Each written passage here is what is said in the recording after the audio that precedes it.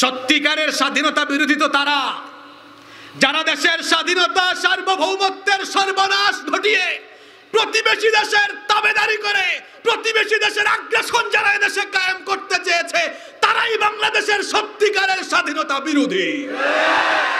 আমরা সত্য কথা বললেই আমাদেরকে বলতো আমরা নাকি পাকিস্তানি দূষর।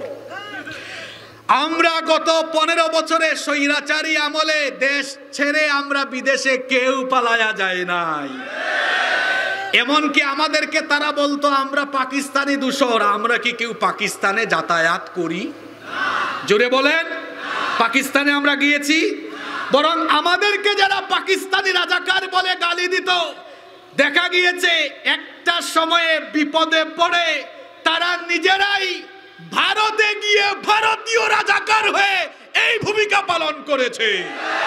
এজন্য আমি বলি, আমাদেরকে যারা বলে পাকিস্তানি রাজাকার, তারা হলো ভারতীয় রাজাকার। তবে আমাদেরকে তারা যে কথা বলে সেটা সত্য নয়। আমরা দেশের স্বাধীনতা সার্বভৌমত্বের জন্য কোন দেশের তাবেদারি করি নাই, সামনেও করব না ইনশাআল্লাহ। আমরা কারো দালালি করি না, আমরা কারো পূজা করি না। কি পূজা করেছে, কি জিকির তারা করেছে? একজন মানুষের পরিচিতি সারা দেশে ছড়িয়ে দেওয়ার জন্য তারা জায়গায় জায়গায় মূর্তি বানিয়েছে। আমরা যখন এই মূর্তির বিরুদ্ধে কথা বলেছি, আমাদেরকে তখন হুমকি ধামকি দেওয়া হয়েছে।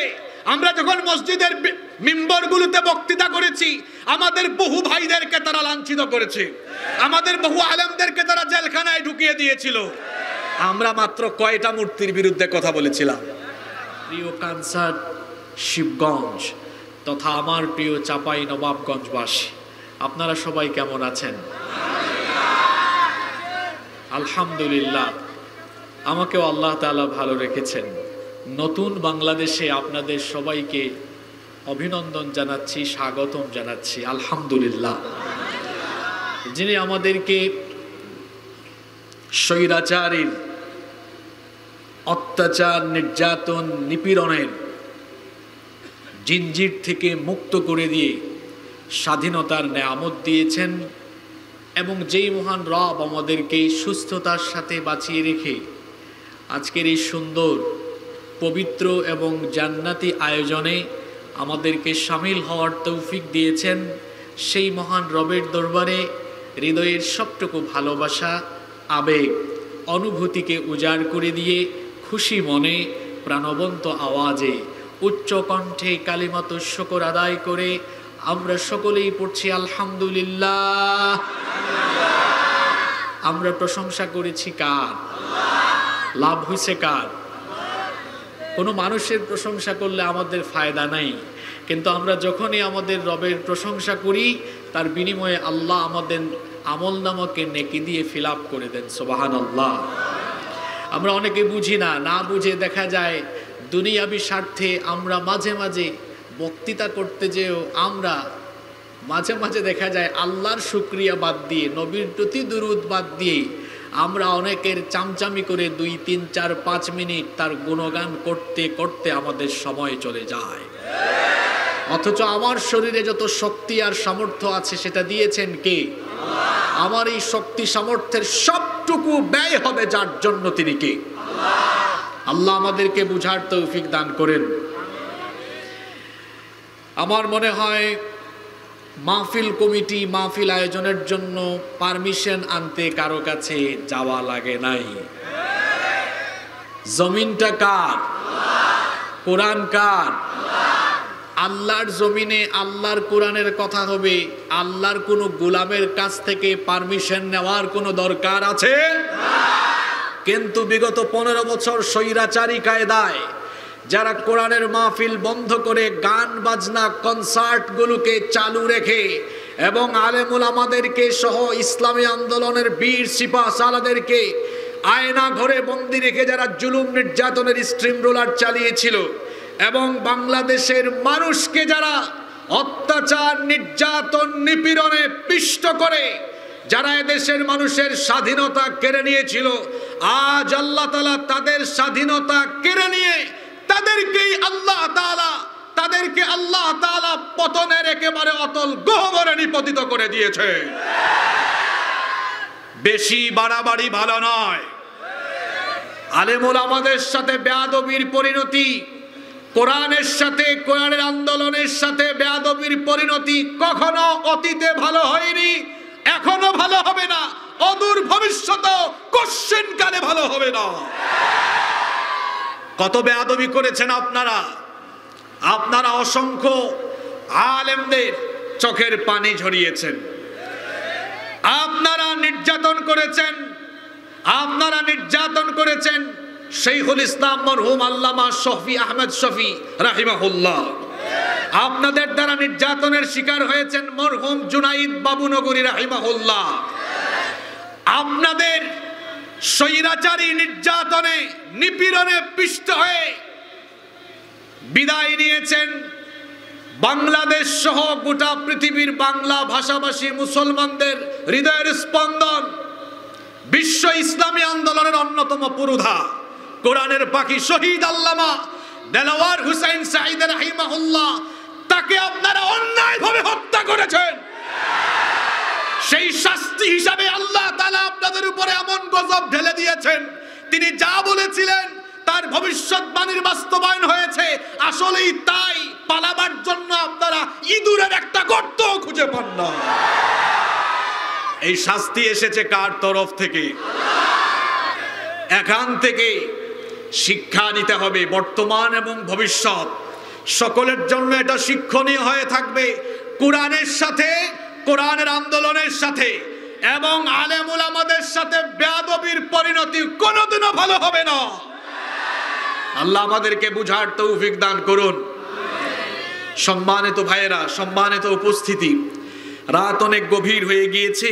অপ্রাসঙ্গিক কোনো কথা বলে আমরা সময় নষ্ট করতে চাই না। আমরা কোরআনের মাহফিলে এসেছি, আল্লাহর কোরআন থেকে কথা শুনবো ইনশাআল্লাহ। আমি আপনাদের সামনে কোরআনুল কারীমের 93 নম্বর সূরা, সূরাতুদ দুহা তিলাওয়াত করেছি। সংক্ষিপ্ত সময়ে এই সূরা থেকে হেদায়েতি কিছু আলোচনা, হেদায়েতি কিছু কথা আমলের নিয়তে আমরা শুনবো পড়ি ইনশাআল্লাহ। আল্লাহ তাআলা আমাদেরকে আমলের নিয়তে প্রত্যেকটি কথা শ্রবণ করার তৌফিক দান করেন। আমরা সবাই পড়ি আমিন।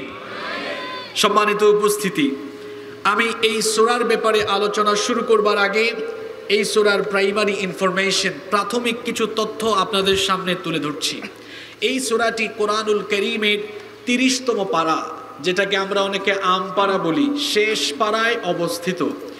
কোরআনুল কারীমের সূরাগুলোর যে সিরিয়াল আছে, সেই সিরিয়াল অনুযায়ী এই সূরার সিরিয়াল নাম্বার হচ্ছে 93 নম্বর সূরা। কোরআনুল কারীমের সূরাগুলো দুই ভাগে বিভক্ত।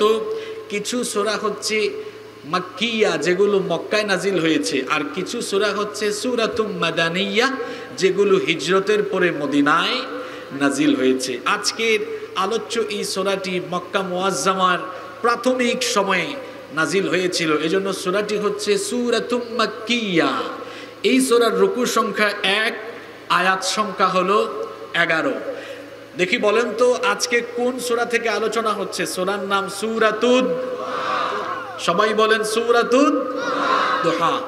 সম্মানিত উপস্থিতি, কোরআনুল কারীমের প্রত্যেকটি সূরা বা আয়াতের তাফসীর ভালো করে বুঝতে হলে সেই আয়াত বা সূরা নাজিলের হিস্ট্রি, ব্যাকগ্রাউন্ড জানতে হয়, যেটাকে আরবিতে বলা হয় সাবাবুন নুজুল বা শানে নুজুল, অর্থাৎ নাজিলের পটভূমি।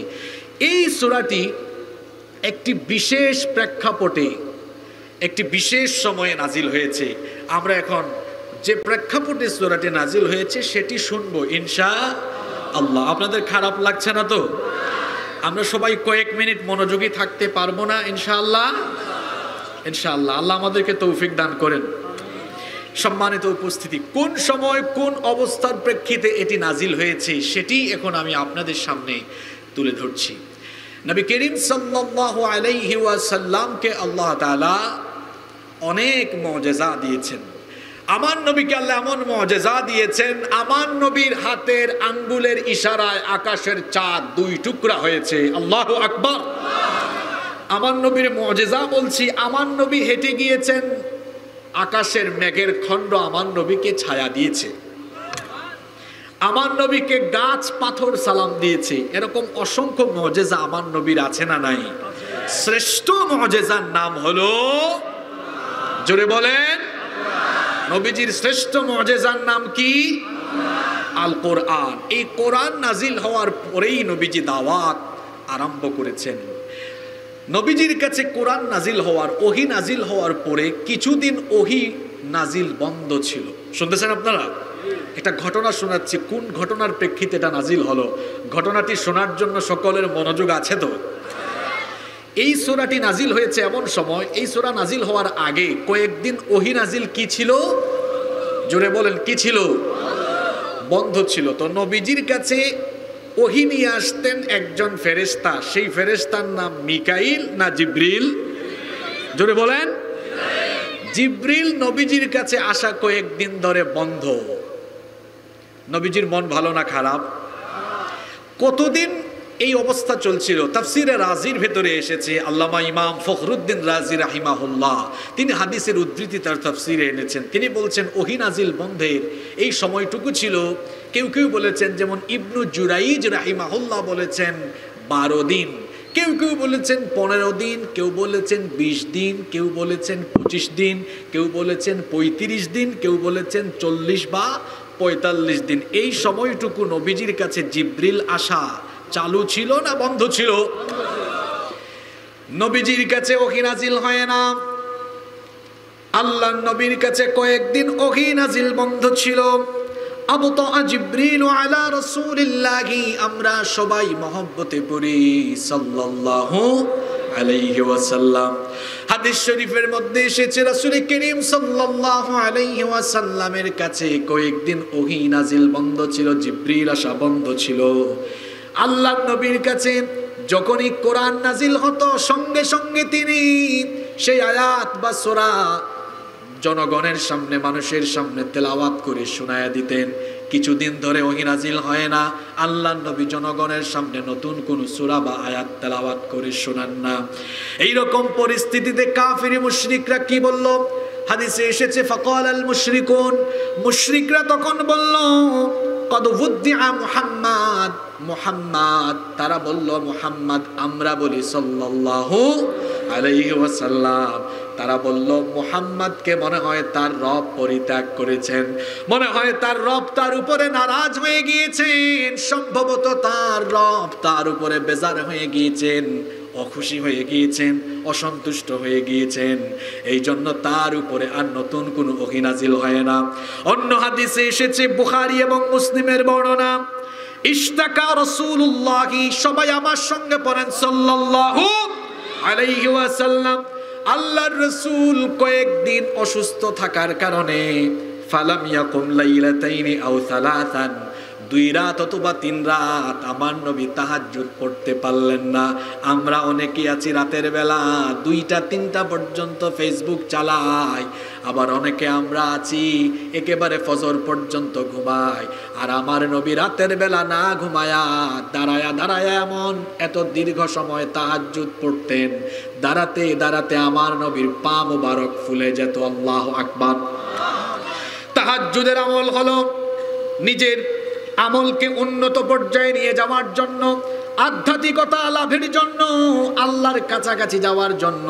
বিশেষ করে আমার ইসলামী আন্দোলনের কর্মী ভাইদেরকে বলবো, নিজেকে আল্লাহর নৈকট্যশীল বান্দা হিসাবে পরিগণিত করার জন্য দিনের বেলা হবে দাওয়াতি ময়দানে বিচরণ, আর রাতের বেলা হবে তাহাজ্জুদের নামাজে আল্লাহর সঙ্গে কথোপকথন।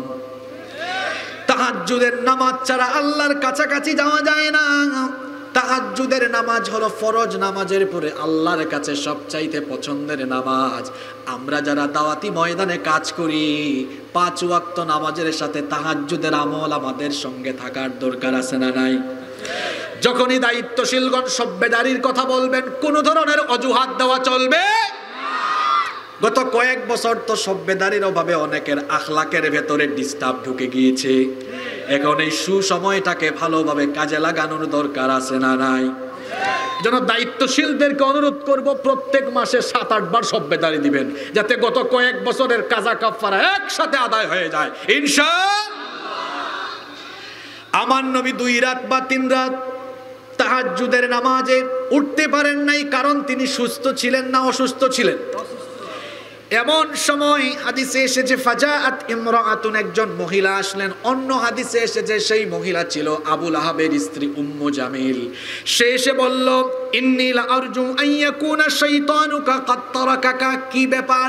সে বলল, মুহাম্মদ, আমরা বলি সাল্লাল্লাহু আলাইহি ওয়াসাল্লাম, তুমি তো দেখি রাতের বেলা তাহাজ্জুদের জন্য কয়েকদিন ওঠো না, আবার তুমি দেখি নতুন কোনো আয়াত শোনাও না। সম্ভবত যে শয়তান তোমাকে এগুলা শিখায়া দিত, সেই শয়তান তোমাকে পরিত্যাগ করেছে। নাউজুবিল্লাহ। অর্থাৎ আবু লাহাবের স্ত্রী সে নবীজিকে বলতো, তোমার কাছে আল্লাহর কোনো ফেরেশতা আসে না, আসে শয়তান। নাউজুবিল্লাহ। এই রকম করে আমার নবীজিকে নিয়ে যখন ঠাট্টা চলছে, উপহাস চলছে, মক্কার কাফিররা নবীজিকে নিয়ে উপহাস করে, সম্ভবত তার রব তাকে পরিত্যাগ করেছেন, তার রব তার উপরে নারাজ হয়ে গিয়েছেন। আমার নবী তখন হতাশ হয়ে পড়লেন। আমার নবী ভাবলেন, সম্ভবত আমার কোনো ভুল ত্রুটির কারণে আমার রব না জানি আমার উপরে বেজার হয়ে গেলেন কিনা, আমার রব আমার উপরে নাখোশ হয়ে গেলেন কিনা। আল্লাহ নবী পেরেশান যখন হয়ে গেলেন, অন্যদিকে কাফিরদের গালাগালি ঠাট্টা বিদ্রুপের মাত্রা যখন সীমা ছাড়িয়ে গেল, আল্লাহ তাআলা তখন কাফির মুশরিকদের গালির জবাব দিয়ে আর নবীজিকে সান্ত্বনা দিয়ে এই সূরা নাজিল করে দিলেন। পড়েন আমার সঙ্গে, والضحى والليل إذا سجى ما ودعك ربك وما قلى। শপথ পূর্বাহ্নের, ওয়াদ্দুহা শপথ দিনের যখন তা আলো ঝলমল হয়, ওয়াল্লাইলি ইযা সাজা কসম রাতের যখন তা অন্ধকারাচ্ছন্ন হয়ে যায়, যখন তা তমসাচ্ছন্ন হয়ে যায়। মা ওয়াদ্দাআকা রাব্বুকা ওয়া মা ক্বালা, আপনার রব আপনাকে পরিত্যাগ করেননি, তিনি আপনার উপর নারাজ হননি, বেজার হননি, এবং তিনি আপনাকে ছেড়েও দেননি। সুবহানাল্লাহ। আমার নবীর উপরে আল্লাহ নারাজ নন, এই কথা বলার আগে আল্লাহ কসম করলেন একবার না দুইবার। রাজশাহীর মানুষকে আমরা মনে করি, রাজশাহী চাপাই নবাবগঞ্জ, এটা শিক্ষা দীক্ষার নগরী, এখানকার মানুষ সুশিক্ষিত। আমি আজকে তার বই প্রকাশ এখানে দেখতে চাই। আমরা সবাই একটু কথার জবাব দিতে পারবো না ইনশাআল্লাহ? আমার নবী, তাকে আল্লাহ পরিত্যাগ করেননি, আল্লাহ তার উপর অসন্তুষ্ট হননি, এই কথাটি বলার আগে আল্লাহ তাআলা আগের দুইটা আয়াতে কসম করেছেন কয়বার? আপনারাও মাঝে মাঝে কসম করেন কি করেন না? আমরা কসম করি, আল্লাহও কসম করেন। আমাদের কসম আর আল্লাহর কসম কি একরকম? আমরা কসম করি আমাদের চেয়ে বড় কোনো জিনিসের, কিন্তু আল্লাহ যখন কসম করেন, আল্লাহর চাইতে বড় কি কোনো জিনিস আর আছে? আমরা কসম করি মানুষকে কোনো কথা বিশ্বাস করাবার জন্য, আর আল্লাহ কসম করেন কোনো জিনিসের গুরুত্ব কিংবা কসমের পরে যেটি বলেন সেটার সাথে সামঞ্জস্যপূর্ণ বিষয়ের কসম করে বিষয়টিকে গুরুত্ব দিয়ে বোঝান। তবে কসমের ক্ষেত্রে আমাদের আকীদাকে সঠিক করে ফেলতে হবে। আমরা মাঝে মাঝে দেখা যায় কসম করি বাবার নামে, দাদার নামে, কাবা শরীফের নামে, কোরআনের নামে, রসুলের নামে।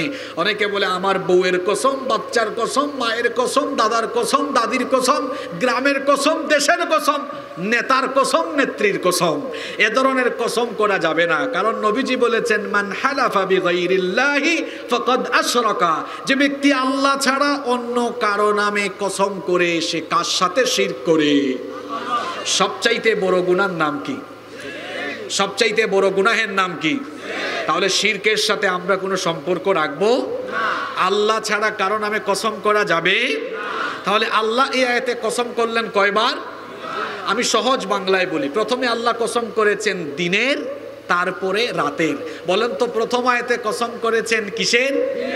তারপরে দিন এবং রাতের কসম করে আল্লাহ বললেন, ও নবী, কাফেররা বলে আমি নাকি আপনাকে পরিত্যাগ করেছি, আমি আপনার উপর অসন্তুষ্ট হইনি, আপনার সাথে আছি, আপনার সাথে আমি আছি, আপনার উপর আমি সন্তুষ্ট। সুবহানাল্লাহ।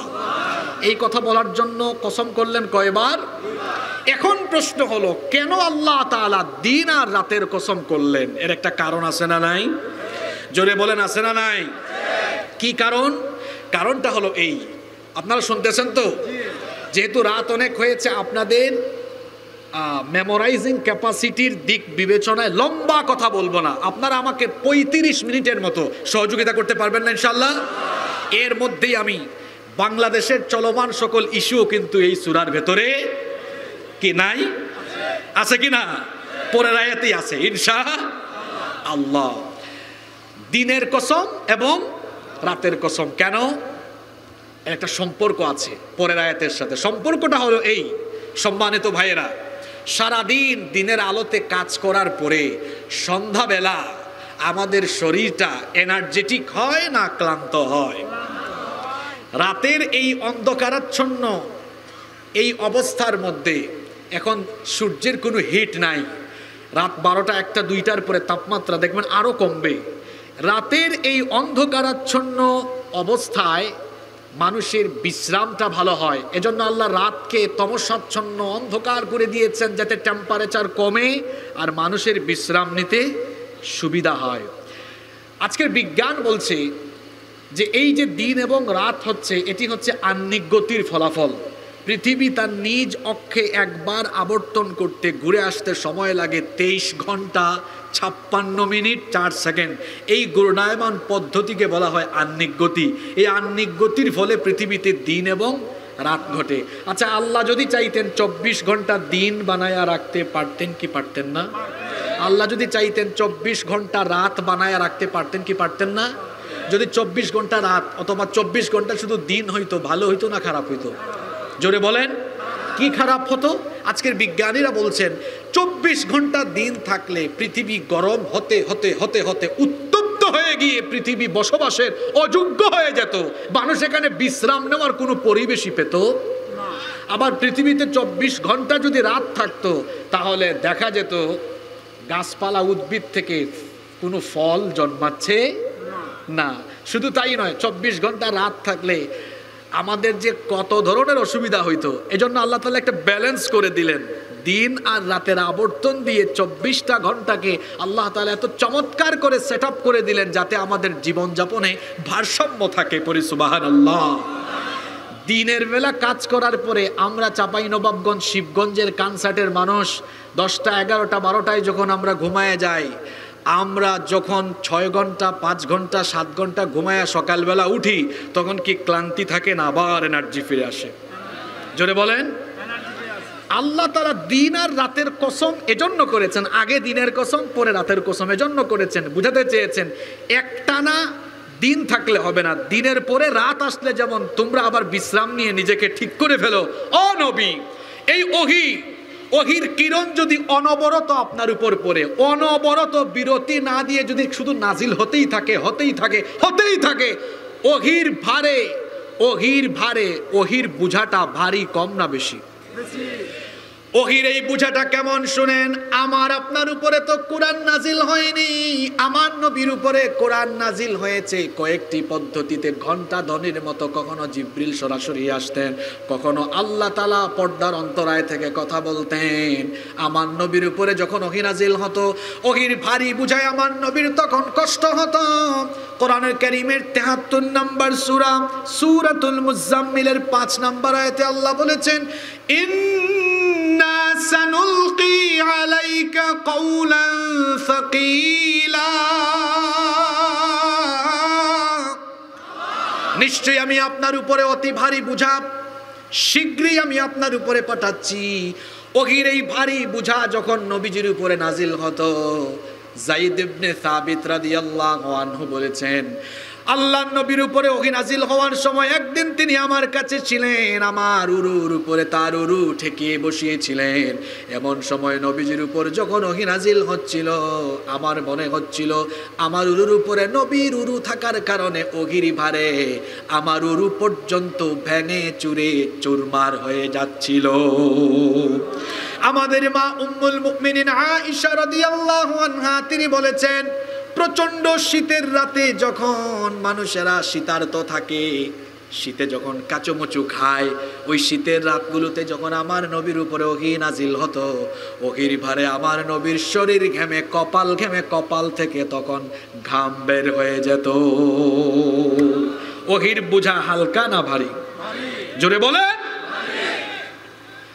আম্মা জান আয়েশা রাদিয়াল্লাহু আনহা আরো বলেছেন, আমার নবী উটের উপরে সওয়ার থাকা অবস্থায় যখন ওহী নাজিল হতো, উট তখন দাঁড়িয়ে থাকতে পারত না, তখন উট তার বুক মাটিতে ঠেকিয়ে দিত। আল্লাহু আকবার। ওহী নাজিল বন্ধ হতো না যতক্ষণ উট মাটি থেকে উঠতে পারত না ততক্ষণ। আল্লাহ তাআলা এখানে দিনের আর রাতের কসম এজন্য করলেন, দিন যদি 24টা ঘন্টা থাকতো আমরা বিশ্রাম নিতে পারতাম না। দিনের পরে আল্লাহ রাতের কসম করলেন, দিনের পরে রাত আসায় আমরা যেভাবে বিশ্রাম নিয়ে নিজেদেরকে এনার্জেটিক করে ফেলি, আল্লাহ যেন দিন রাতের কসম করে দুনিয়ার মানুষকে বোঝাতে চাইলেন, দিনের বেলা কর্মক্লান্ত হওয়ার পরে রাতের বেলা তোমরা বিশ্রামের পরে যেমন এনার্জেটিক হয়ে যাও, আমার নবীর উপরে প্রাথমিক অবস্থায় ওহী নাজিল করার পরে আমি সাময়িক বিরত এই জন্য দিয়েছি যাতে তার স্নায়ুটা আরো বেশি ওহী ধারণের জন্য শক্তিশালী হয়ে যায়। সুবহানাল্লাহ। এটাকে তোমরা আমার নবীর সাথে সম্পর্ক ছিন্ন বা নারাজ হওয়ার কারণ মনে করো না। দিনের পরে যেমন বিশ্রামের জন্য রাত দরকার, তেমনি ওহী নাজিলের পরে আমার নবীকে দাওয়াতি ময়দানে তার স্নায়ুকে আরো শক্তিশালী করার জন্য বিশ্রামের দরকার ছিল। সেজন্য কিছুদিন ওহী নাজিল বন্ধ রেখেছি, কিন্তু আমার নবীকে আমি ছেড়ে দেই নাই। এজন্য আল্লাহ কোরআনের আয়াত নাজিল করে জানিয়ে দিলেন, পড়েন আমার সঙ্গে, والضحى والليل إذا سجى ما ودعك ربك وما قلى। কসম দিনের যখন তা আলো ঝলমল হয়, কসম রাতের যখন তা অন্ধকারাচ্ছন্ন হয়, আমার নবীকে আমি পরিত্যাগ করিনি, তার উপরে আমি বেজারও হইনি। সুবহানাল্লাহ পড়েন। চাঁপাইনবাবগঞ্জবাসী লক্ষ্য করেন আমাদের ইমানি দুর্বলতা আজ কোথায় গিয়ে ঠেকেছে। আমার নবীর উপরে কয়েকদিন ওহী নাজিল হয় না, আমার নবীর পেরেশানি কমেছে না বেড়েছে? জোরে বলেন। আর আমি আপনি দিনের পর দিন কোরআন তেলাওয়াত করি না, ইসলামী আন্দোলনের কর্মীদের রিপোর্টে কোরআন তেলাওয়াত নাই, তার খারাপ লাগে না, পেরেশানি নাই, তার আফসোস লাগে না, তার খারাপ লাগে না, ফ্রাস্ট্রেশন বাড়ে না। আর আমার নবীর কাছে জিবরিল আসা বন্ধ হয়েছে কয়েকদিন, আমার নবী পেরেশান হয়ে গিয়েছেন। আল্লাহু আকবার।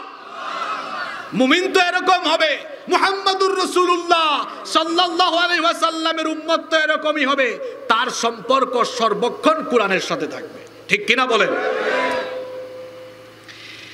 এরপরে আল্লাহ আমার নবীকে বললেন, ও নবী, কাফিররা এখন আপনাকে নিয়ে গালাগালি করে, আপনাকে গালি দেয়, বকা দেয়, আপনার সাথীদেরকে বকা দেয়, আপনার আন্দোলনের সাথী যারা তাদেরকে নিয়ে ঠাট্টা করে, কারণ আপনারা মুষ্টিমেয় কয়েকজন, হাতে গোনা কয়েকজন, আর কাফিরদের সংখ্যা, কোরআন বিরোধী ইসলাম বিরোধীদের সংখ্যা তখন কম না বেশি? তখন মুসলমানদের উপরে নির্যাতন, গালিগালাজ, তাদের উপরে অত্যাচার কম না বেশি? সেই সময় আল্লাহ সূরা নাজিল করে আল্লাহ নবীকে পরে আয়াতে বলছেন, ও নবী, হতাশ হয়ে যায়েন না, এই সময়টা হচ্ছে আপনার জন্য দুর্দিন, কাফিরদের জন্য সুদিন, কিন্তু পরবর্তী দিন সুদিন হিসাবে ইসলামের জন্য, আপনার জন্য পরবর্তী দিনগুলোকে সুদিন যিনি করে দিবেন, জুড়ে বলেন তিনি কে? এজন্য আল্লাহ পরের আয়াতে বললেন, যারা পারেন আমার সঙ্গে পড়েন, ওয়ালাল আখিরাতু খায়রুল লাকা মিনাল উলা।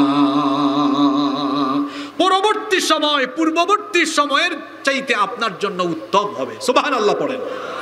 এখন যে সময় আপনি আছেন, ও নবী, আপনি তো দাওয়াত দিচ্ছেন, আপনার সাথীদেরকে তারা পাগল বলে, আপনাকে কবি বলে, গণক বলে, জাদুকর বলে। কোরআন নাজিলের যুগে যেমন কোরআনপন্থীদেরকে গালি দেওয়া হতো, আজকের যুগেও কোরআন বিরোধীরা কোরআনপন্থীদেরকে গালি দেয় কি দেয় না? গালি ঠিকই আছে, শুধু ভার্সনটা আপডেট হয়েছে। এখন ভার্সন হলো, যারা কোরআনের কথা বলে ওরা, যারা চলে গিয়েছে তারা বলতো রাজাকার, তারা বলতো স্বাধীনতা বিরোধী। এমনকি যে আমার বয়স 29 বছর মাত্র, বাংলাদেশের বহু জায়গায় পোস্টারে নাম দেখলেই প্রশাসনের ভাইয়েরা বন্ধ করে দিত, আর কারণ হিসাবে বলতো এরা স্বাধীনতা বিরোধী। যার জন্ম স্বাধীনতার বহু বছর পরে তারাও নাকি স্বাধীনতা বিরোধী হয়। মূলত এই দেশে স্বাধীনতার চেতনা বিক্রি করে স্বাধীনতার চেতনার ট্যাবলেট গিলায়া খাওয়ায়া চায়া গিলায়া খাওয়ায়া তারা মূলত এদেশের সম্পদকে লুটপাট করে চুরি করে বিদেশে সম্পদের পাহাড় গড়েছে, দেশকে বিভক্ত করে রেখেছে। এক পক্ষকে বানিয়েছে স্বাধীনতার সপক্ষের, আরেক পক্ষকে বানিয়েছে স্বাধীনতার বিপক্ষে। আর আলেম উলামা দেখলেই স্বাধীনতা বিরোধী রাজাকার বানিয়ে দিয়েছে। সত্যিকারের স্বাধীনতা বিরোধী তো তারা যারা দেশের স্বাধীনতা সার্বভৌমত্বের সর্বনাশ ঘটিয়ে প্রতিবেশী দেশের তাবেদারি করে, প্রতিবেশী দেশের আগ্রাসন যারা দেশে কায়েম করতে চেয়েছে, তারাই বাংলাদেশের সত্যিকারের স্বাধীনতা বিরোধী। আমরা সত্য কথা বললেই আমাদেরকে বলতো আমরা নাকি পাকিস্তানি দূষর। আমরা গত 15 বছরে স্বৈরাচারী আমলে দেশ ছেড়ে আমরা বিদেশে কেউ পালায়া যায় নাই। এমনকি আমাদেরকে তারা বলতো আমরা পাকিস্তানি দূষর। আমরা কি কেউ পাকিস্তানে যাতায়াত করি? জোরে বলেন, পাকিস্তানে আমরা গিয়েছি? বরং আমাদেরকে যারা পাকিস্তানি রাজাকার বলে গালি দিত, দেখা গিয়েছে একটা সময়ে বিপদে পড়ে তারা নিজেরাই ভারতে গিয়ে ভারতীয় রাজাকার হয়ে এই ভূমিকা পালন করেছে। এজন্য আমি বলি, আমাদেরকে যারা বলে পাকিস্তানি রাজাকার, তারা হলো ভারতীয় রাজাকার। তবে আমাদেরকে তারা যে কথা বলে সেটা সত্য নয়। আমরা দেশের স্বাধীনতা সার্বভৌমত্বের জন্য কোন দেশের তাবেদারি করি নাই, সামনেও করব না ইনশাআল্লাহ। আমরা কারো দালালি করি না, আমরা কারো পূজা করি না। কি পূজা করেছে, কি জিকির তারা করেছে? একজন মানুষের পরিচিতি সারা দেশে ছড়িয়ে দেওয়ার জন্য তারা জায়গায় জায়গায় মূর্তি বানিয়েছে। আমরা যখন এই মূর্তির বিরুদ্ধে কথা বলেছি, আমাদেরকে তখন হুমকি ধামকি দেওয়া হয়েছে। আমরা যখন মসজিদের মিম্বরগুলোতে বক্তৃতা করেছি, আমাদের বহু ভাইদেরকে তারা লাঞ্ছিত করেছে, আমাদের বহু আলেমদেরকে তারা জেলখানায় ঢুকিয়ে দিয়েছিল। আমরা মাত্র কয়টা মূর্তির বিরুদ্ধে কথা বলেছিলাম? আপনারা এত আসতে বলছেন কেন? কয়টা? ছাত্ররা এমন পেদানি দিছে, পেদানি বুঝেন তো আপনারা? চাঁপাইনবাবগঞ্জে কি বলেন আপনারা? পিটান।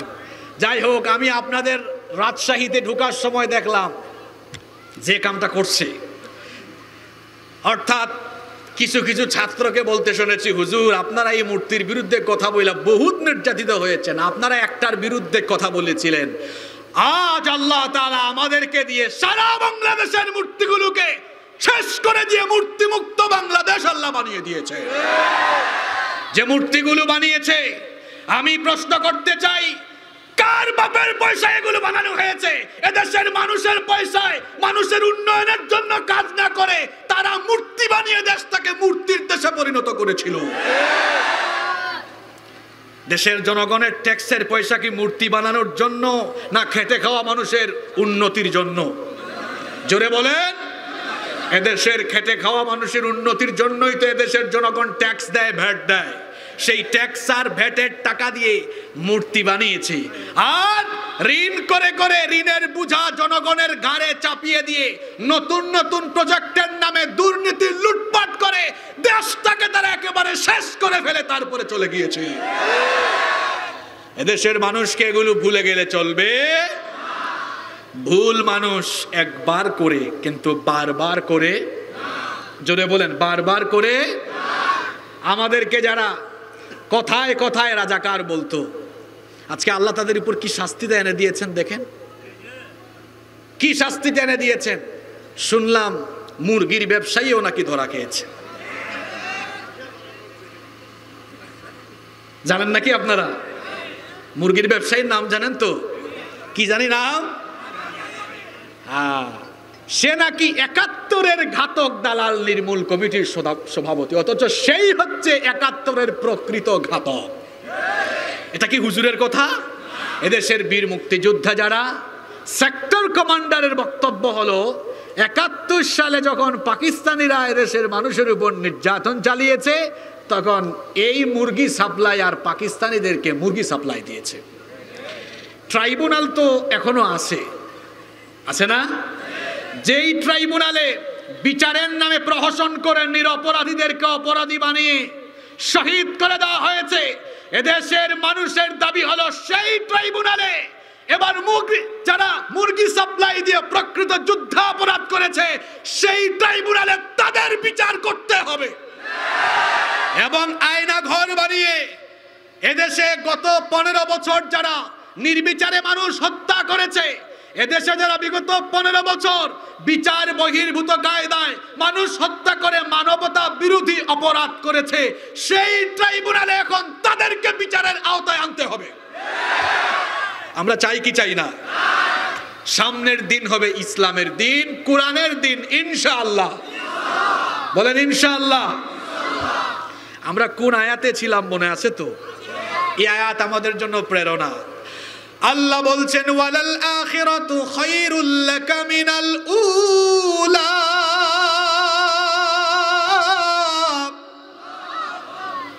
ও নবী, আপনার জন্য পূর্ববর্তী সময়ের চাইতে উত্তম। এখন আপনার উপর, আপনার সাহাবীদের উপরে নির্যাতন নিপীড়ন, এখন আপনারা কয়েকজন, কিন্তু অচিরেই দেখা যাবে কাফিরদের জন্য আসবে দুর্দিন, আপনার জন্য আসবে সুদিন। এরপরের আয়াতে আল্লাহ বলছেন ওয়ালা সাউফা ইউতিকা রাব্বুকা ফাতারদা। আর শীঘ্রই আপনার রব আপনাকে এত নিয়ামত দিবেন যে আপনি আপনার রবের উপরে সন্তুষ্ট হয়ে যাবেন। সুবহানাল্লাহ। আল্লাহ নবীজির সাথে যে ওয়াদা করলেন, আল্লাহ কি নবীজিকে সেটা দেন নাই? আসতে বলবেন না, জোরে বলেন, দেন নাই? আল্লাহ বললেন ও নবী হতাশ হইয়েন না, আমি আপনাকে এত এত নিয়ামত দিব, আপনি সন্তুষ্ট হয়ে যাবেন। যেই মক্কা থেকে কাফিররা নবীজিকে বের করে দিয়েছিল, সেই মক্কায় নবীজিকে বিজয়ীর বেশে মক্কায় ঢুকিয়ে মক্কা বিজয় নবীজিকে যিনি দান করে দিয়েছেন তিনি কি? তাহলে যেই মক্কায় নবীজির উপরে নির্যাতন হয়েছে, যেই মক্কায় সাহাবীদের রক্ত ঝরেছে, সেই মক্কায় কি ইসলামের বিজয় হয় নাই? চাঁপাইনবাবগঞ্জ রাজশাহীর মুসলমানরা শুনেন, এই বাংলাদেশে কোরআনের জন্য, ইসলামের জন্য রক্ত ঝরেছে, শহীদ হয়েছে। তার মানে এই বাংলাদেশেও আগামীর দিনে কোরআনের বাগান, কোরআনের শাসন কায়েম হবেই হবে ইনশাআল্লাহ।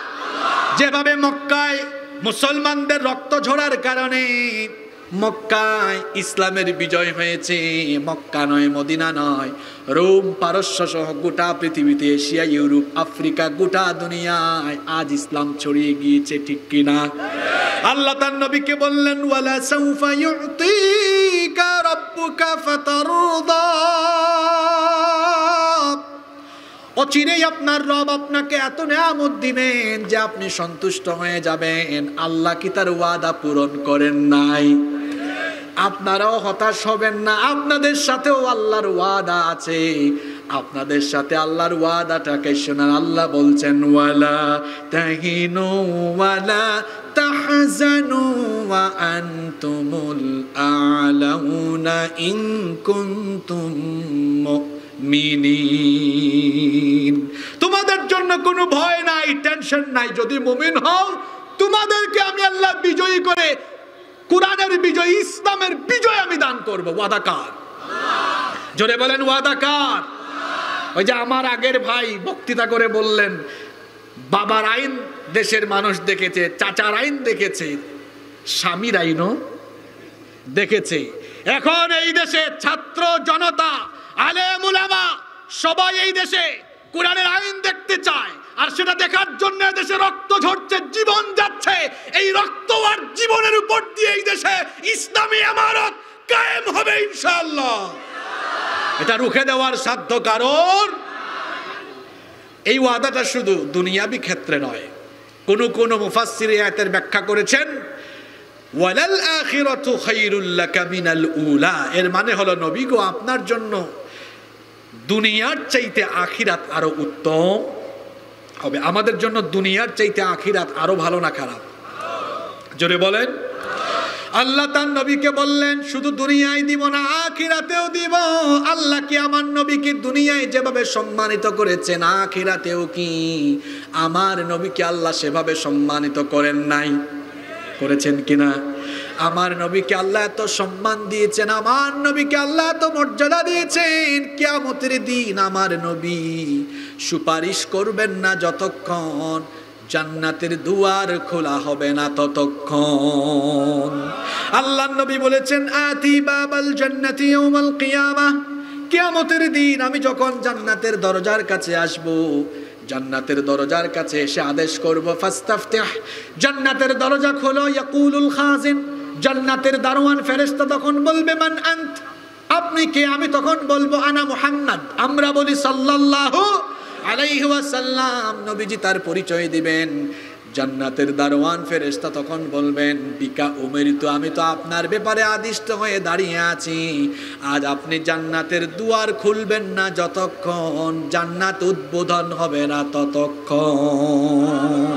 তাহলে আমার নবীর সম্মান দুনিয়া আখিরাতে কম না বেশি? আমার নবী বলেছেন, আনা সাইয়্যিদু ওয়ালাদি আদম ইয়াউমাল কিয়ামাহ, কিয়ামতের দিন রব্বুল আলামিন আমাকে মানব জাতির নেতা বানাবেন। শুধু তাই নয়, কিয়ামতের দিন আমার রব আমাকে এত সম্মান দিবেন, আমার রব সবার আগে আমাকে কাউসার দান করবেন। আমার ভাইয়েরা, আল্লাহ তার নবীকে সান্ত্বনা দিলেন। আল্লাহ তার নবীকে সান্ত্বনা দিয়ে এবার আপনাদের কষ্ট হচ্ছে? আমরা কিন্তু শেষের দিকে চলে এসেছি, এখানে বহু গুরুত্বপূর্ণ কথা আছে, বলবো ইনশাআল্লাহ। সময় দিবেন তো কিছুক্ষণ? এই তো 35 বলেছিলাম না, আর 15 বাকি আছে। 15 থাকবেন না ইনশাআল্লাহ? আচ্ছা, আরো হইলে তখন দেখা যাবে। আমি আমার মূল কথা আগে শেষ করতে চাই, রাজি আছেন তো? আচ্ছা, প্রথমে আল্লাহ 2 আয়াতে কি করেছেন মনে নাই? কি করেছেন? কসম করে 3 নম্বর আয়াতে কাফিরদের জবাব দিয়েছেন। কি দিয়েছেন? এরপরে পরের 2 আয়াতে নবীজিকে আল্লাহ তাআলা আশাজনক কথা বলেছেন। সেই আশা কি আশা দিয়েই রেখেছেন নাকি পূরণও করেছেন? আল্লাহ এবার তার নবীকে বলেছেন, ও নবী, আমি আপনার আশা পূরণ করব, আমি আপনাকে ছেড়ে দিব না। কারণ অতীত মনে করে দেখেন, অতীতেও আমি আপনাকে ছেড়ে দেই নাই। আপনার উপরে অতীতেও আমি মেহেরবানি করেছি। কেমনে মেহেরবানি করেছি আল্লাহ স্মরণ করিয়ে দিলেন। আমার সঙ্গে পড়েন, আলম ইয়াজিদকা ইয়াতীমান ফাআওয়া, আমি কি আপনাকে এতিম অবস্থায় পাইনি? আর এতিম অবস্থায় পেয়ে আমি কি আপনার আশ্রয়ে সব রকমের ব্যবস্থা করিনি? আল্লাহ করেছেন কিনা? আল্লাহ বলছেন, নবী গো, আপনি তো এতিম ছিলেন। এমন এতিম, আমার নবী দুনিয়াতে আসার আগেই তার বাবা হারিয়ে ফেলে তিনি পিতৃহারা এতিম হয়ে গেলেন। পিতৃহারা এতিম হয়ে তিনি যখন দুনিয়াতে আসলেন, দুনিয়াতে যখন তিনি চলে আসলেন, সেই যুগের আরবদের রীতি ছিল শহরের রোগবালাই থেকে বাচ্চাদেরকে রক্ষা করার জন্য, হেফাজতে রাখার জন্য শহরের পরিবারের লোকেরা নবজাতক সন্তানকে তারা বেদুইন অঞ্চলে মরুভূমিতে পাঠিয়ে দিতেন, যাতে করে সেখানে গিয়ে মরুভূমির রুক্ষ আবহাওয়ায় শক্তিশালী হয়ে সন্তান বেড়ে উঠতে পারে। তাছাড়া আরেকটি কারণ ছিল, বেদুইনদের ভাষা ছিল সবচাইতে প্রমিত, বিশুদ্ধ। শহরের লোকেরা তাদের বাচ্চাদেরকে বেদুইন মরুভূমি অঞ্চলে এজন্য পাঠাতেন, যাতে করে বাচ্চারা ছোটবেলা থেকে বিশুদ্ধ ভাষী হয়ে উঠতে পারে। আল্লাহ নবীর তো বাবা জন্মের আগেই হারিয়ে ফেলেছিলেন। এই জন্য নবীজি দুনিয়াতে আসার পর নবীজির দাদা আব্দুল মুত্তালিব নবীজির নাম রাখলেন মুহাম্মদ। আমরা বলি সাল্লাল্লাহু। ইতিপূর্বে দুনিয়ায় কারো নামের আগে মুহাম্মদ রাখা হয় নাই। আল্লাহু আকবার! এত চমৎকার, এত সুন্দর নাম রাখা হলো। এরপরে আব্দুল মুত্তালিব ধাত্রী মহিলাদের সন্ধান করছিলেন, যাতে করে বেদুইন মরুভূমি অঞ্চলে পাঠিয়ে দিতে পারেন। কিন্তু এতিম বাচ্চা দেখে পারিশ্রমিক কম পাবে, সেজন্য কোনো ধাত্রী মহিলা এতিম বাচ্চাটাকে দেখার জন্য ঘরেও ঢুকে না। নেওয়া তো দূরের কথা, বাচ্চাটাকে দেখার জন্য ঘরের ভেতরেও ঢুকে না। তায়েফের বনু সাদ গোত্রের একদল নারীরা মক্কায় আসলেন দুগ্ধ শিশু তালাশের জন্য। সকল নারীরা এসে তারা যাদের টাকা পয়সা বেশি, ওই সকল পরিবার থেকে দুগ্ধ শিশু নিয়ে তারা চলে যেতে লাগলেন। সেই সময়টা ছিল দুর্ভিক্ষের সময়। ভাগ্যবতী মহিলা, সৌভাগ্যবতী নারী হালিমাতুস সাদিয়ার গাধা ছিল অত্যন্ত জরাজীর্ণ, হালকা পাতলা। এটা ধীর গতিতে আসার কারণে তিনি সবার বিলম্ব করে সবার শেষে আসলেন। এসে দেখলেন সকল পরিবারের দুগ্ধ শিশু নিয়ে অন্যান্য নারীরা চলে গিয়েছে। আব্দুল মুত্তালিব তখন সৌভাগ্যবতী নারী হালিমাতুস সাদিয়াকে বললেন, দেখো আমার ঘরে একটা এতিম বাচ্চা আছে, বেশি টাকা করে দেওয়া যাবে না, যেহেতু তার বাবা নাই, এতিম, বেশি পয়সা দিব না, দেখো গিয়ে ঘরে দেখে যদি ভালো লাগে তো মন চাইলে নিয়ে যাও। তখন ভাগ্যবতী নারী হালিমাতুস সাদিয়া তিনি তার স্বামীর সাথে, হাজব্যান্ডের সাথে পরামর্শ করলেন, যেহেতু আসলাম কাউকেই পাই নাই, খালি হাতে ফিরে যাওয়ার চাইতে চলেন এই বাচ্চাটাকে দেখে যদি ভালো লাগে মন চায় তো নিয়ে যাব। তার স্বামী যখন তাকে সম্মতি দিলেন, সৌভাগ্যবতী নারী হালিমাতুস সাদিয়া যখন মা আমিনার ঘরে ঢুকে শিশু মুহাম্মদুর রাসূলুল্লাহ সাল্লাল্লাহু আলাইহি ওয়াসাল্লামকে কোলে নিলেন, তখন নবীজির চেহারা মুবারক দেখে তিনি অভিভূত হয়ে গেলেন। কারণ দুনিয়ার সকল নবীদের চেহারা সুরতে একটা আলাদা অ্যাট্রাকটিভ সৌন্দর্য দিয়েছেন কে? এই দুনিয়ার অর্ধেক সৌন্দর্য আল্লাহ ইউসুফ নবীকে দিয়েছেন। কথাটা আবারও বলছি, দুনিয়ার অর্ধেক সৌন্দর্য আল্লাহ ইউসুফ নবীকে দিয়েছেন, আর দুনিয়ার পুরা সৌন্দর্য আল্লাহ আমাদের নবীকে দান করে দিয়েছেন। এজন্য আমাদের মা আম্মা জান আয়েশা রাদিয়াল্লাহু আনহা বলেছেন, মিশরের যে সকল সুন্দরী রূপসী নারীরা ইউসুফ আলাইহিস সালামকে দেখে ফল কাটতে গিয়ে আঙ্গুল কেটেছে, এরা যদি আমার নবীকে দেখতো তাহলে তারা হাতের আঙ্গুল নয় কলিজা কেটে ফেলতো, তারা টেরও পেত না।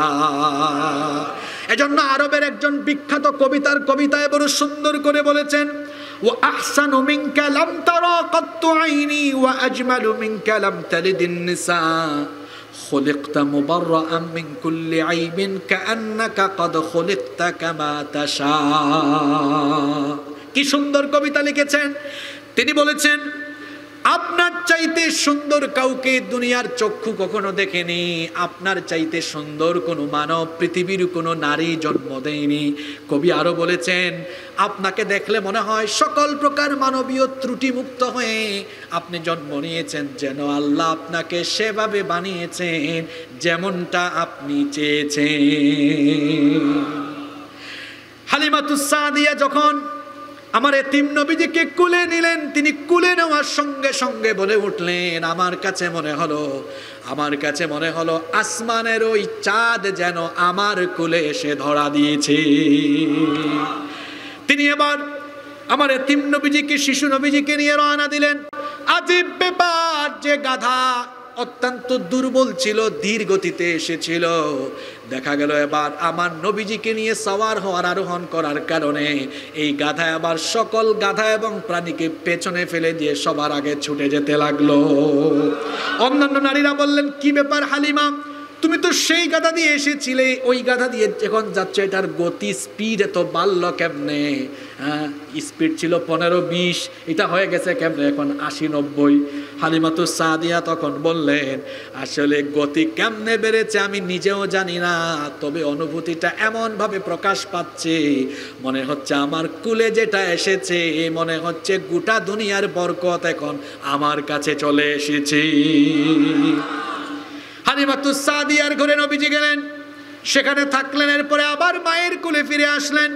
6 বছর বয়সে মাকে হারিয়ে ফেললেন, 8 বছর বয়সে দাদাকেও হারিয়ে ফেললেন। তারপরে চাচা আবু তালিবের আশ্রয়ে তিনি বেড়ে উঠতে লাগলেন। আবু তালিব তাকে মক্কার যুগে কাফিরদের বিরোধিতা থেকে অনেকভাবে শেল্টার দিয়েছিলেন।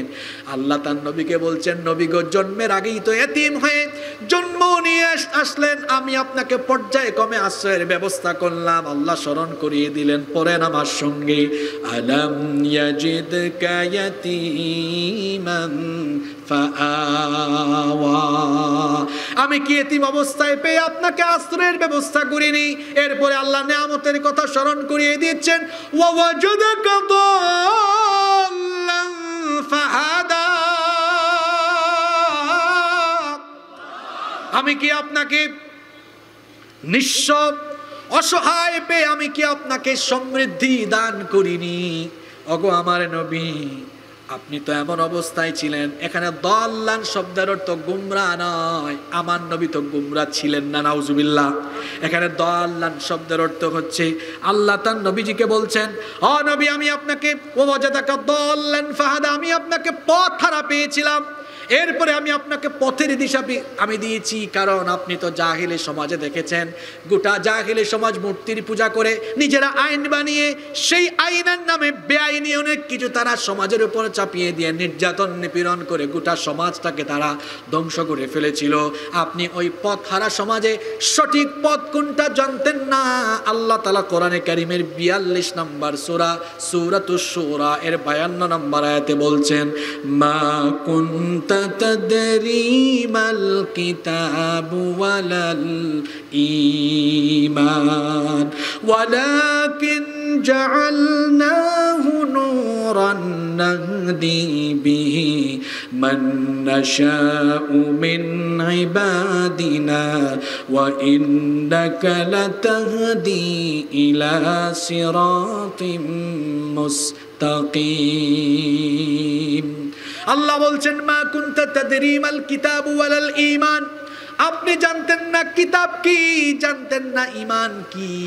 আমি আপনাকে ঈমানের নেয়ামত দিলাম, ঈমান চিনালাম, আমি আপনাকে কিতাবও চিনালাম। এই কিতাব আল্লাহ তাআলা নবীজির কাছে নাজিল করেছেন, এই কিতাব নবীজির কাছে নাজিল করেছেন কি? এই কিতাব আমি চিনালাম, এই কিতাব দিয়ে দায়িত্ব দিলাম। আল্লাহ সূরা ইব্রাহিমের মধ্যে বলছেন, কিতাবুন আনজালনাহু ইলাইকা লিতুখরিজান নাসা মিনায-যুলুমাতি ইলান নূর। এই কিতাব আমি এজন্য নাজিল করেছি যাতে করে তমসাচ্ছন্ন নিকষ কালো অন্ধকারে পড়ে থাকা মানবতাকে আলোর পথে, হেদায়েতের পথে নিয়ে আসতে পারেন। সেজন্য এই কোরআন নবীজিকে যিনি দিয়েছেন তিনি কি? আল্লাহ সেই কথাই বলছেন, ওয়াজাদাকা দাল্লান ফাহাদা, পথ হারা ছিলেন আপনি, এই কোরআন দিয়ে পথের দিশা দিলাম। এরপরে আল্লাহ বলছেন, ওয়াজাদাকা আইলান ফাআগনা, আপনি অভাবে ছিলেন, আমি আপনাকে সমৃদ্ধি দান করেছি। আপনি আপনার পৈতৃক সম্পত্তি হিসাবে শুধুমাত্র একজন দাসী আর একটা উটনি পেয়েছিলেন, এরপরে আমি আপনাকে সমৃদ্ধি দান করলাম। সুতরাং যে রব আপনাকে নেয়ামত দিয়েছেন, যেই রব আপনার উপরে নেয়ামত দিয়েছেন, সেই রব এবার আপনাকে বলছেন, পরের আয়াতগুলো শুনেন, কারণ কথায় আছে না, শেষ ভালো যার সব ভালো। এই শেষের আয়াতগুলোতে আমাদের জন্য শিক্ষা আছে না নাই? এবার আল্লাহ বলছেন, ও নবী শুনেন, ফাআম্মাল ইয়াতীমা ফালা তাকহার ওয়া আম্মাস সাইলা ফালা তানহার। অতএব আপনি তো এতিম ছিলেন, সুতরাং এতিমদেরকে ধমক দিবেন না। আমাদেরকে আল্লাহ বললেন, খবরদার এতিমকে ধমক দিও না, এতিমের সাথে বাজে আচরণ করো না। আমার নবীও এতিম ছিলেন, যে ব্যক্তি এতিমকে কষ্ট দিবে সে যেন আমার নবীকেই কষ্ট দিল, কারণ আমার নবীও তো এতিম ছিলেন, কি ছিলেন না? সুতরাং এতিমের সাথে দুর্ব্যবহার করবেন না। সবাই আমার দিকে তাকান, খুব সুন্দর একটা হাদিস শোনাচ্ছি। আল্লাহর নবী বলেছেন, আনা ওয়া কাফিলুল ইয়াতীমি ফিল জান্নাতি হাকাযা ওয়া দাম্মাস সাব্বাবাতি ওয়াল ওয়ুসতা। এই দুইটা আঙ্গুল এভাবে একসাথে লাগিয়ে নবীজি বললেন, এতিমের দেখাশোনাকারী ব্যক্তি আর আমি কিয়ামতের দিন এইভাবে এক জান্নাতে কাছাকাছি থাকবো। তাহলে এতিমের সাথে খারাপ আচরণ করবেন না, ভালো আচরণ করবেন। এতিমের সাথে দুর্ব্যবহারকারী ব্যক্তির পরিচয় আল্লাহ সূরা মাউনে দিয়েছেন। আল্লাহ বলেছেন তারা পরকাল অবিশ্বাসী। আল্লাহ তাআলা তাদের ব্যাপারে বলছেন, পরের আমার সঙ্গে, আরাআইতাল্লাযী ইউকাযযিবু বিদ্দীনি ফাযালিকাল্লাযী ইয়াদুল ইয়াতীম। পরকাল অবিশ্বাসীদের সম্পর্কে কি আপনি জানেন না? তাদেরকে কি দেখেননি? তাদের পরিচয় হলো ফাযালিকাল্লাযী ইয়াদুল ইয়াতীম। এরা সেই সকল ব্যক্তি যারা এতিমদেরকে গলা ধাক্কা দেয়, ঘাড় ধাক্কা দেয়, এতিমদের সাথে খারাপ আচরণ করে, এতিমের মাল লুটপাট করে খায়। এমন ডাকাত আমাদের সমাজে আছে না নাই? খবরদার, এতিমের সম্পদ অন্যায়ভাবে গ্রাস করা যাবে না, নিষেধ করেছেন কে? আল্লাহ বলেছেন, ফাআম্মাল ইয়াতীমা ফালা তাকহার, খবরদার এতিমকে ধমক দিও না। ওয়া আম্মাস সাইলা ফালা তানহার, সাইলদেরকে তাড়িয়ে দিও না। এখানে সাইল শব্দের দুটো ব্যাখ্যা তাফসীরের মধ্যে এসেছে। এক নাম্বার ব্যাখ্যা হলো যারা অভাবী অসহায়, সম্পদশালীদের সম্পদের ভেতরে সাইলদের হক রেখে দিয়েছেন কে? এজন্য আল্লাহ কোরআনে কারিমে বলেছেন ওয়া ফি আমওয়ালিহিম হাক্কুল লিস-সাইলি ওয়াল মাহরুম, তাদের সম্পদের ভেতরে সাইলদের হক রেখে দিয়েছেন কে? সুতরাং সাইল আসলে আপনি তাড়িয়ে দিবেন না, সামর্থ্য অনুযায়ী দিবেন। যদি না পারেন তাহলে তার সাথে অন্তত ভালো আচরণ করবেন। মনে রাখবেন, একটা ঘটনা শোনাচ্ছি। এই ঘটনার মধ্যে আজকে অনেক ধরনের শিক্ষা আছে। ঘটনাটা বলতে আমার 3-4 মিনিট লাগবে, মনোযোগ আছে তো? সম্পদ আর ক্ষমতা হলো এমন, এর কোনো নিশ্চয়তা নাই। এটা এখন আছে তো পরে নাই, আজ আছে তো কাল। এজন্য মনে রাখবেন, সম্পদ দিয়ে আল্লাহ মানুষকে পরীক্ষা করেন। এজন্য আপনার কাছে সম্পদ থাকলে কেউ এসে চাইলে আপনি তাকে ফিরাইয়া দিবেন না, অভাবীদেরকে আপনি সহযোগিতা করবেন। যদি না করেন তাহলে পরিণতি কি হতে পারে? বনি ইসরাইলের 3 ব্যক্তির ঘটনা আপনাদেরকে শোনাচ্ছি। আল্লাহর নবী একবার সাহাবীদেরকে বললেন, বনি ইসরাইলের 3 জন ব্যক্তিকে আল্লাহ তাআলা নিয়ামত দিয়ে তারপরে পরীক্ষা করলেন। জুড়ে বলেন কয়জন ব্যক্তি? এই 3 ব্যক্তির পরিচয় হলো, একজন ছিল কুষ্ঠ রোগী। আমাদের দেশে এটাকে অনেকে বলে ধবল রোগ। আপনাদের এলাকায় আপনারা কি বলেন? জি, ওইটাই ধবল বা কুষ্ঠ রোগ। 2 নম্বর ব্যক্তি ছিলেন টাক মাথা, মাথায় কোনো চুল। 3 নম্বর ব্যক্তি ছিলেন অন্ধ, তিনি চোখে দেখেন না। এই 3 ব্যক্তিকে পরীক্ষা করার জন্য আল্লাহ 3 ব্যক্তির কাছে মানুষের সুরতে ফেরেশতা পাঠালেন। ফেরেশতা প্রথম ব্যক্তির কাছে আসলেন। প্রথম ব্যক্তির কাছে এসে বললেন, হে আল্লাহর বান্দা, তোমার কাছে সবচাইতে পছন্দের জিনিস কি? সে তখন বলল, আমি কুষ্ঠ রোগী, আমি ধবল রোগী। আমার কাছে পছন্দ হলো যদি আমার চেহারাটা সুন্দর হয়ে যেত, চামড়া ত্বক ভালো হয়ে যেত, তাহলে আমার কাছে ভালো লাগতো, কারণ এটার জন্য মানুষ আমাকে অনেক সময় আমার সাথে ভালো আচরণ করে না। ফেরেশতা তখন ওই ব্যক্তির গায়ে হাত বুলাইয়া দিলেন। আল্লাহ তার কুদরতি ব্যবস্থাপনায় ওই লোকটার কুষ্ঠরোগ ভালো করে দিলেন। সুবহানাল্লাহ পড়বেন না? তারপরে ফেরেশতা বললেন, তোমার সবচেয়ে পছন্দের মাল কি, পছন্দের সম্পদ কি? ওই ব্যক্তি তখন বললেন, উটনি। তখন ওই ব্যক্তি বললেন উট। ফেরেশতা তখন তাকে 10 মাসের গর্ভবতী একটা উটনি দিলেন। ওই উটনি দিয়ে তাকে বললেন, এটা থেকে তোমার সম্পদে আল্লাহ বারাকা দান করুন। ফেরেশতা চলে গেলেন দ্বিতীয় ব্যক্তির কাছে। শুনতেছেন তো? 2 নম্বর ব্যক্তির মাথায় কি নাই? চুল নাই, টাক মাথা বিশিষ্ট। তাকে গিয়ে বললেন, ও আল্লাহর বান্দা, আপনি কি চান? সে বলল, আমার মাথায় চুল নাই, মানুষ আমাকে টাকলা বলে ডাকে। যদি মাথায় চুল হতো আমাকে দেখতে আরো সুন্দর লাগতো। ফেরেশতা মাথায় হাত বুলাইয়া দিলেন, টাক মাথায় চুল গজায়া দিলেন কি? এরপরে ফেরেশতা বললেন, তোমার কাছে পছন্দের মাল কি? সে বলল, পছন্দের মাল হলো গাভী। ফেরেশতা একটা গর্ভবতী গাভী দিলেন, দিয়ে বললেন, আল্লাহ এটা থেকে তোমার সম্পদে বরকত দান করুন। ফেরেশতা চলে গেলেন 3 নম্বর ব্যক্তির কাছে। 3 নম্বর ব্যক্তির চক্ষু অন্ধ। ফেরেশতা বললেন, আপনি কি চান? আচ্ছা, অন্ধ ব্যক্তি কি চক্ষু ছাড়া আর কিছু চাইতে পারে নাকি? তিনি সেটাই চাইলেন। ফেরেশতা অন্ধ ব্যক্তির চোখের উপরে হাত বুলাইয়া দিলেন, তার চোখের আলো ফিরাইয়া দিলেন কি? আরো জোরে বলেন কি? এবার ফেরেশতা বললেন, আপনার কাছে পছন্দের মাল কি? সে বলল, ছাগল। ফেরেশতা এবার গর্ভবতী ছাগি দিলেন, দিয়ে বললেন, আপনার সম্পদে এটা থেকে আল্লাহ বরকত দান করুন। দেখেন, 3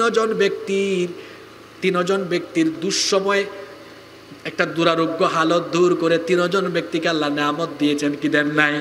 প্রথম জনকে দিয়েছেন উটনি, দ্বিতীয় জনকে গাভী, তৃতীয় জনকে ছাগি দিয়ে বলছেন এটা থেকে বরকত হোক। কয়েক বছর পরে এত বরকত দেখা গেল, 3 জনের এই উটনি, গাভী আর ছাগি থেকে এক উপত্যকা সমান পশুর পাল হয়ে গেল।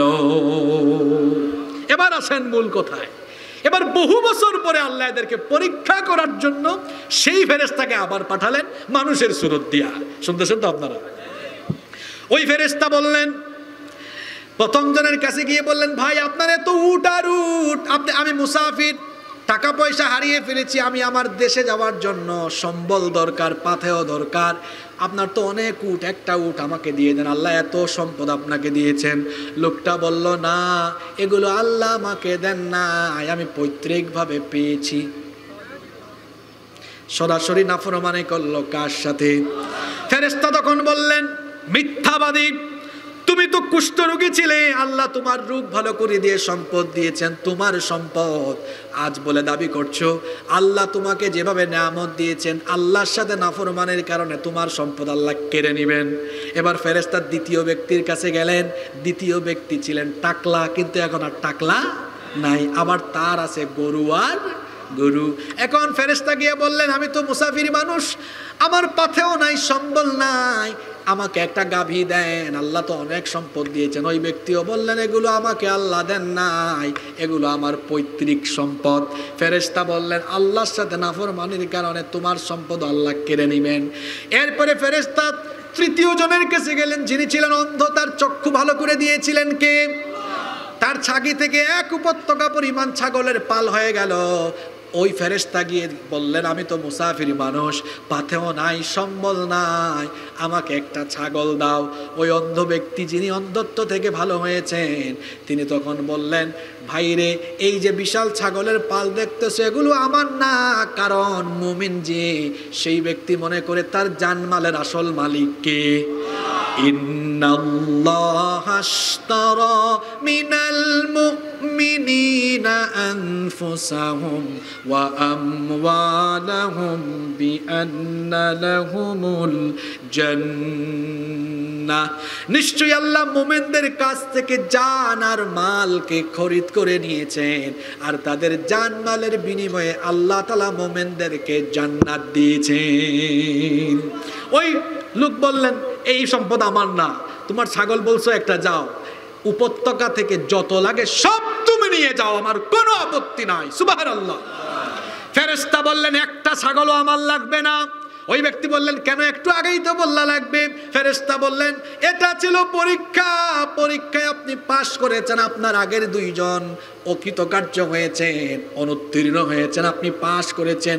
সম্পদ দিয়ে আল্লাহ দেখেছেন, আল্লাহর পথে আপনি খরচ করতে কোনটা বোধ করেন কি করেন না, আল্লাহর পথে দেন কি দেন না।